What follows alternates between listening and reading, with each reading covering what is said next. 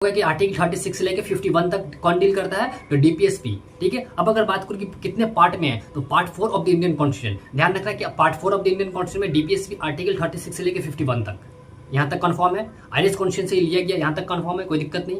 अब सबसे पहले अगर बात करें, कि आर्टिकल 36 में डीपीएसपी के बारे में क्या लिखा गया है। डीपीएसपी के बारे में आपको ये यहाँ पे ध्यान रखना है कि डीपीएसपी के आर्टिकल 36 में ये लिखा गया है कि definition of states. Definition of state का मतलब ये है कि directive principle of state policy क्या है, ये क्या वर्क है, ये हमारे कॉन्स्टिट्यूशन को कैसे सपोर्ट करता है, डीपीएसपी क्या क्या काम करेंगे हमारे कंट्री के अंदर, ये किस तरह से कंट्री को हमारे कंट्रीब्यूट करेगा। मतलब जितने भी रूल्स एंड रेगुलेशंस और रिस्पॉन्सिबिलिटीज है, ड्यूटीज है डीपीएसपी के, वो सारे मेंशन है आर्टिकल 32 के अंदर। मतलब ये डिफिनेशंस की बात करता है कि जो भी हमारा डीपीएसपी उसके ये डिफिनेशन क्या है, इसके बारे में आर्टिकल 36 डील करता है। अब अगर बात करें आर्टिकल 37 की, तो आर्टिकल 37 में application of the DPSP. Application of DPSP का मतलब यहाँ पे कि डीपीएसपी के क्या क्या एप्लीकेशन हो सकते हैं, क्या क्या मतलब किस तरह से वर्क करेगा, इसके बारे में डील करता है आर्टिकल 37।